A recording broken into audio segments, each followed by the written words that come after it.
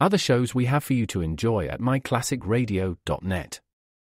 The Avengers was most certainly not a household name in South Africa prior to the radio series.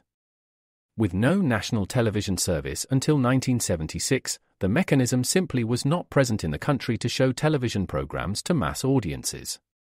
While many other countries reveled in the filmed adventures of John Steed and company, South Africa was not equipped to join in the fun. The series took Britain by storm and made a major impression in the American markets, being that greatest of rarities, a British series given a network transmission slot. However, as a filmed series, rather than a videotaped one, The Avengers was able to gain a modicum of exposure in South Africa through film rentals. Come and listen at myclassicradio.net.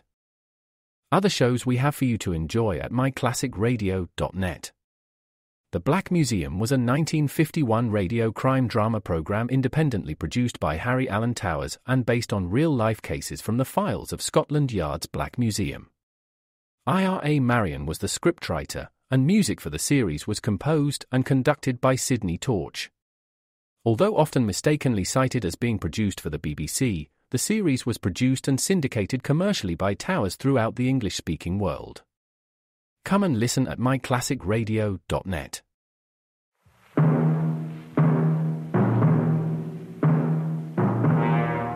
Crime and Peter Chambers. Created by Henry Kane, transcribed and starring Dane Clark. A private investigator, duly licensed and duly sworn. Peter Chambers.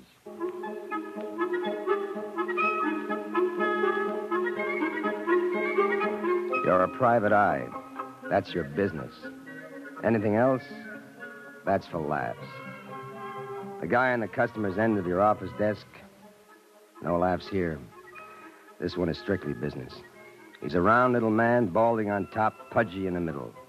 He's got eyes like a vulture and a cranky voice.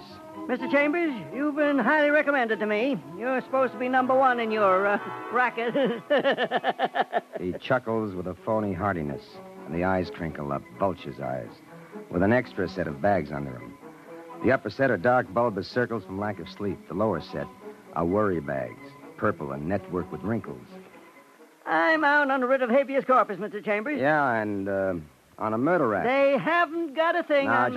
Just a minute, pal. Let's get some of our facts ironed out. Your name is Charles Avon. Uh-huh. You're a druggist here in New York. Right. You're married, and you've got no kids. Correct. Wife's name is Nancy. Lives 1688 Gramercy Park North. All right, now let's get to the meaty part. You're accused of the murder of one Alan Lewis. Yeah. Used to be a clerk in your drugstore. That's right. Police claim you killed him Monday, which is yesterday evening at his Park Avenue Park Avenue. Yeah, so they claim.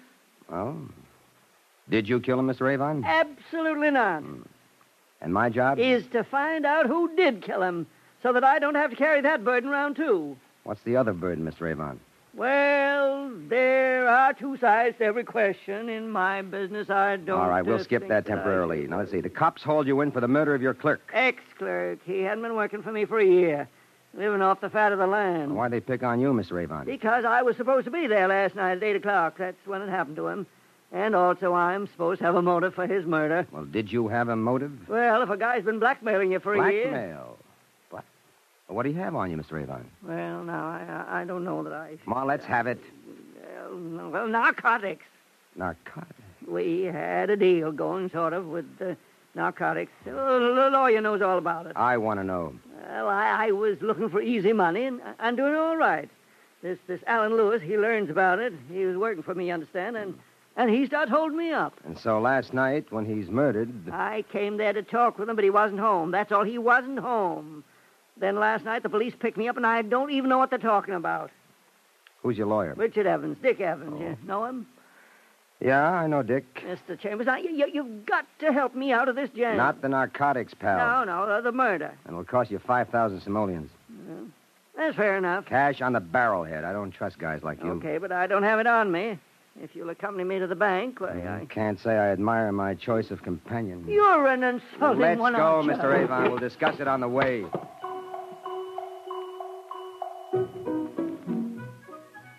You get to the bank and you're paid, and you kiss him off like you'd kiss off a king cobra that just became a client. But if the guy's not guilty of murder, it's your job to prove it.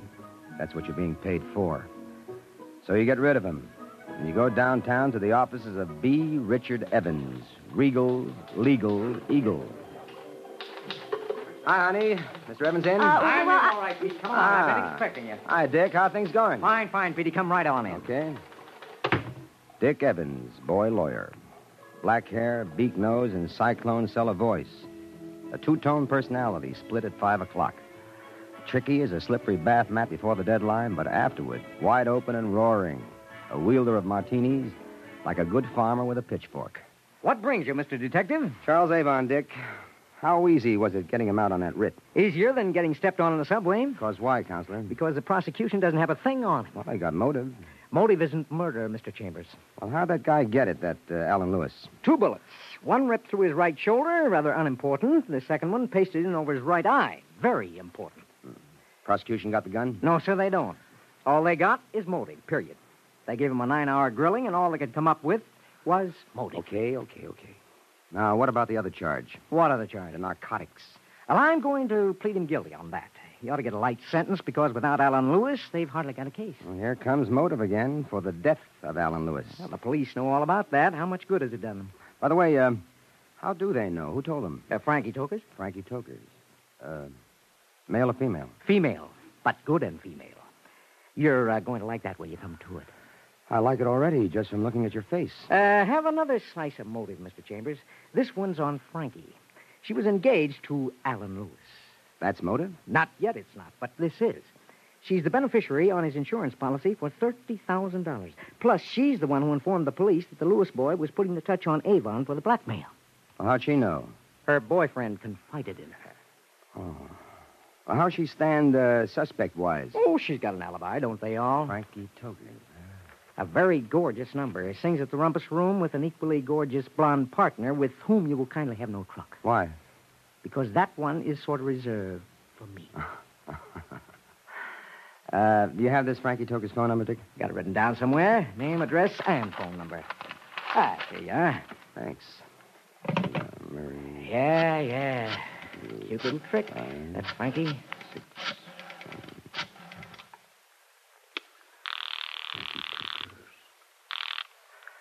Hello? Miss Tokers? This is Miss Tokers. Collins from the insurance company. There's been a slight complication. May I come to see you? Well, when? Oh, right away. The sooner the better. Well, all right, if you insist.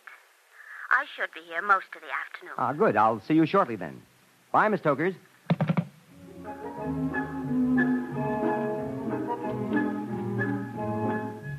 So you leave the lawyer and you go visit the lady. This is supposed to be the part the private eye enjoys, but don't make book on that. Because most of the dear ladies turn out to look like bats on a vacation from the belfry. This one happily doesn't.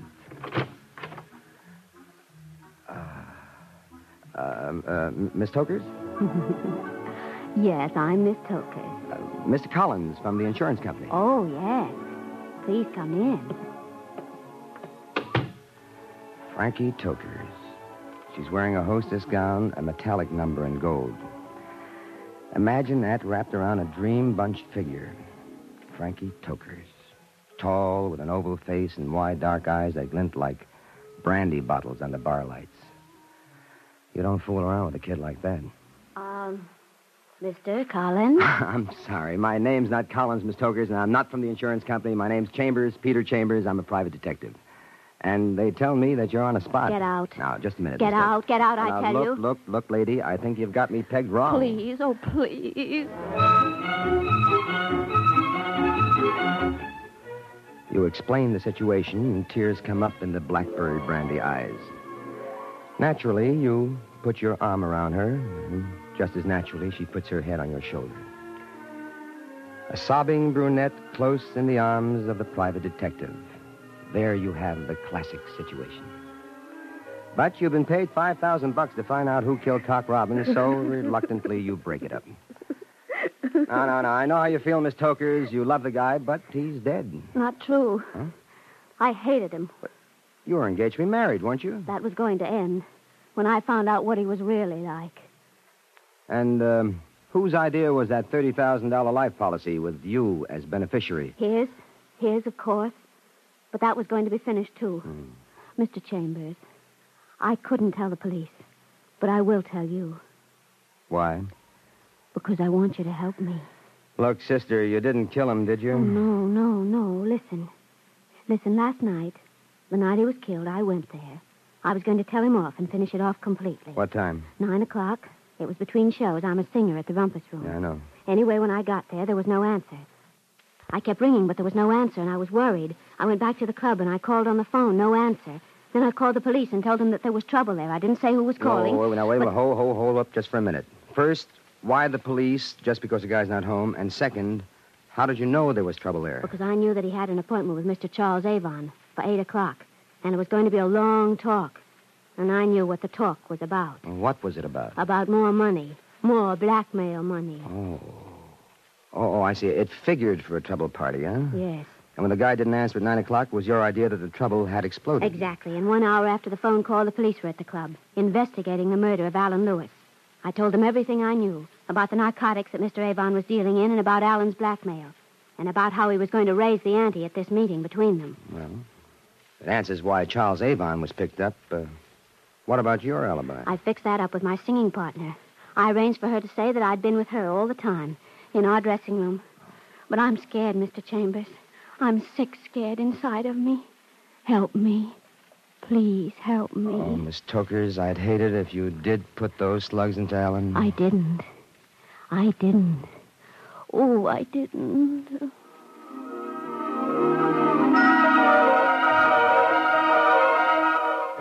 She's asking for it. And you answer. You take her face in your hands, put your lips on hers, and you leave them there. With excellent results.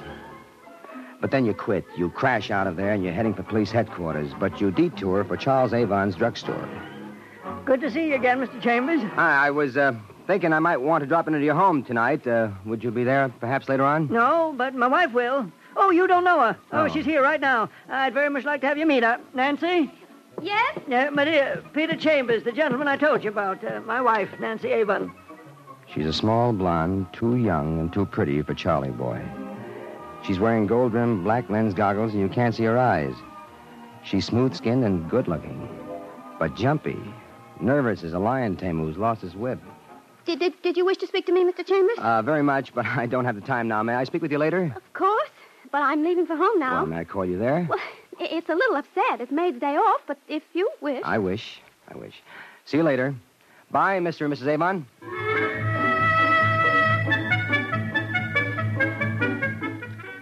And so you're riding your broom again, making time for police headquarters, and then you're there.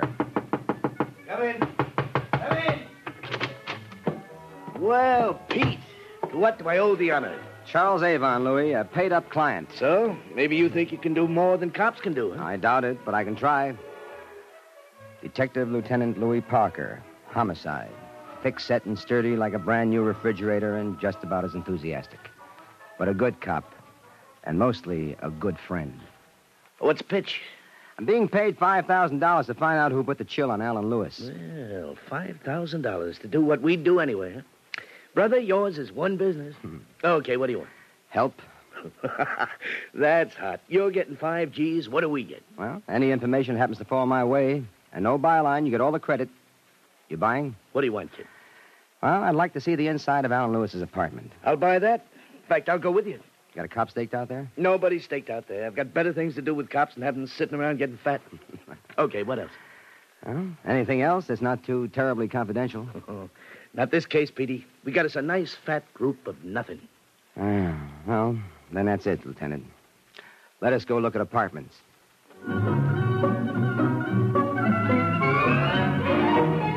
Alan Lewis's joint turns out to be the usual bachelor's flat fitted out to please the ladies. Parker snoozes in the bedroom while you poke around like a critical matron seeking dust in the upholstery. In the library, a book sticks out like a sore thumb in a working pickpocket. You pull it out, and an envelope drips to the floor. You pick that up and examine it. It's slid on top, and it contains a letter. It's addressed to Mrs. Nancy Avon, 1688 Gramercy Park, North, New York City. You don't stop to read the letter. You stick it in your pocket, and you're ready to leave. Then Parker comes into the room yawning. You finished, Sherlock? All done. Let's get out of here. Oh, by the way, I assume you guys gave this place a going-over. Yeah, most of last night. We've been through this apartment with a fine-tooth comb. Yeah, a fine-tooth comb. Hey, is that a crack? No crack intended, Lieutenant. Leave us leave. Yeah, leave us.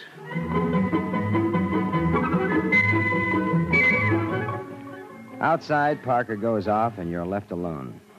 Frankie Toker's place is nearby, and, well, maybe you're looking for an excuse to go back. Hello, Mr. Chambers. Oh, may I come in? Please do.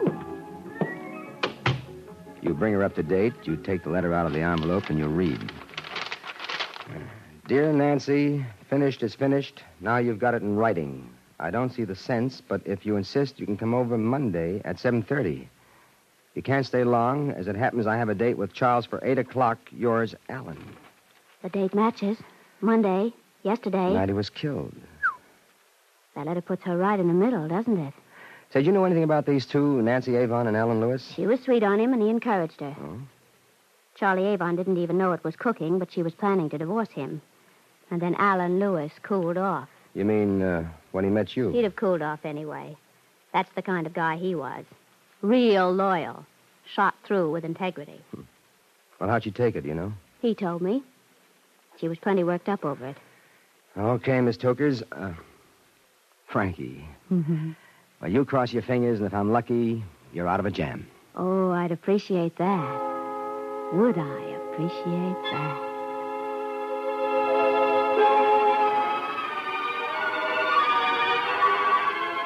You figure your next stop for your last stop. 1688 Gramercy Park North. Oh, Mr. Chambers. Please come in. Mrs. Avon.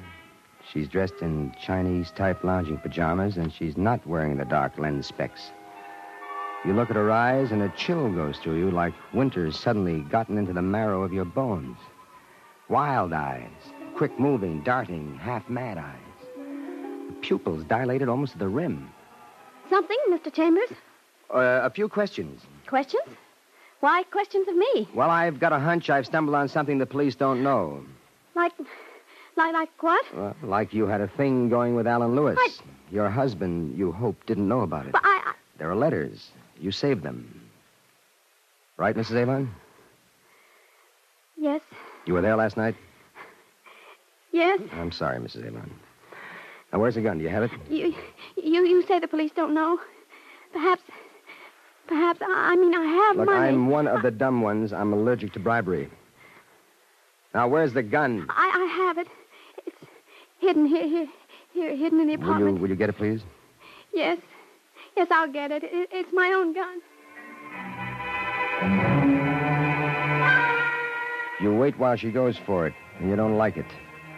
But you haven't got the time to work it out now, because she's coming back, and she's carrying the thing. A chunky, nickel-plated item. And she's holding it, business end forward. You get a scratched hip and a hole in your pants.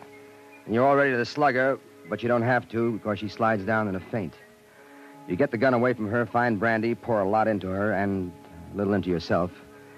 And finally, she starts coming to. I fainted. You certainly did, lady. I'm ill. I'm under the care of a psychiatrist. Gunshot, the sound of gunshot. One shot, and I pass out. Even if I do it myself, I pass out. What happened last night? Almost like it happened here. I was there before he was, and when he came, we argued. I brought the pistol. I was wearing my gloves, and I shot him. And then I fainted. When I came to, I saw he was dead, and I got out of there. Just a minute. You say you were there before he was? How'd you get in?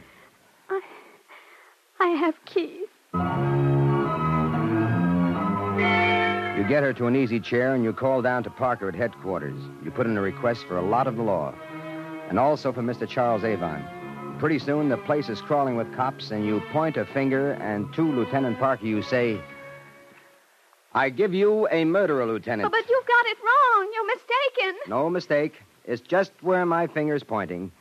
I give you, Lieutenant, Mr. Charles Avon. This guy's nuts. A lot of things he is. Nuts he ain't. Go on, No. Pete. Here's a guy who comes in and hires me for $5,000 for something the New York City police can do much better and for nothing. You're stealing my lines, chump. But the guy's not crazy. He's got a purpose. Oh, He's wait. also got a large contempt for the thoroughness of the police, which I haven't. Start making sense, Petey boy. Read this.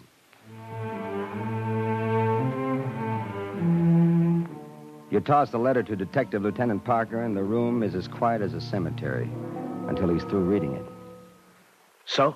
I found that letter from Mrs. Avon to Alan Lewis. I found it in Lewis's apartment. Wait a minute. We gave that place an extra special going over. That letter wasn't there, You pal. don't have to convince me. Convince Charles Avon. That baby goes and sees the wrong movies. He's got no confidence in cops. No question. The letter wasn't there, But I Pete. found it there, so it adds up to plant. Somebody planted it there, wanted it found there. Somebody wanted to implicate Mrs. Nancy Avon. Who? Who had access to her mail? Huh? Friend husband, that's who. No. Why do you think he hired me? So I could bumble around and find a few things he wanted me to find. Like frustrated love, like that letter, like maybe a confession from Mrs. Avon, which I got. She confessed? Doesn't mean a thing. Let me do it chronologically, will you, Do Pete? it any way you like, pal. Nancy Avon goes there at 7:30 to keep her date. Yeah. She brings her gun because the young guy's giving her the air. She waits for him. He comes. They argue. She shoots him, and she faints. One shot. But the guy had 2 bullet holes in it. Correct. But here's how he got the second. Charles Avon's got a hate for both of them, for Alan and for Nancy. Alan's been blackmailing him, plus the wife is sweet on Alan. He's been steeping open her mail, and he knows she's going to meet him last night, so he follows. He follows, hoping against hope for action, and action happens. And then? He gets in there, he sees Alan bleeding from the shoulder wound, and the wife in a faint on the floor. He picks up the gun, finishes off Alan, wipes the prints off, puts it back in her hand, and vamooses. She comes to, sees the dead Alan, and she gets out convinced that she killed him. And then we pick up Charlie on the strength of Miss Toker's story, but the lawyer gets him sprung on a writ. Right. So this morning, he goes to Lewis's apartment, and he sticks that letter where it can't be missed. No, I... Real contempt he has for the efficiency of cops, hasn't he? Anyway, he hires me so I can clean up some loose ends and lay the whole deal in the lady's lap.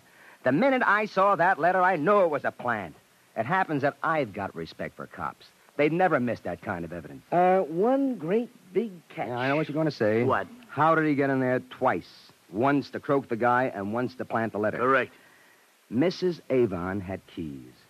Mr. Avon made duplicates. He figured he'd have use for them sooner or later. Well, he used them all right, and by now he's disposed of them. But he hasn't disposed of the key maker. Meaning what? Meaning that when a guy swipes his wife's keys to make duplicates, he doesn't go far.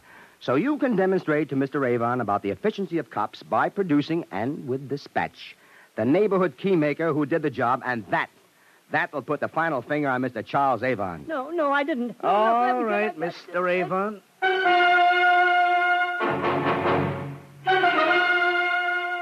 That does it. Charles Avon goes white and topples, and when he gets up, the manacles are around his wrist, and he's babbling his brains out. Lawyer or no lawyer, this time he's going to get locked away for good. Nice work. Grade A job, Petey. Congratulations. Well, now.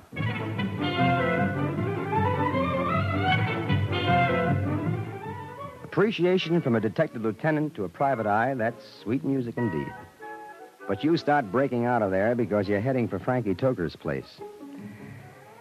Appreciation from Detective Lieutenant Parker, good enough. But appreciation from Miss Frankie Toker's, well, now.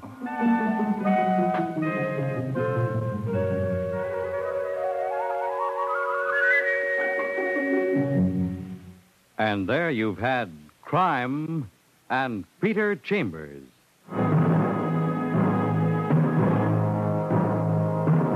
Dane Clark was starred as Peter Chambers.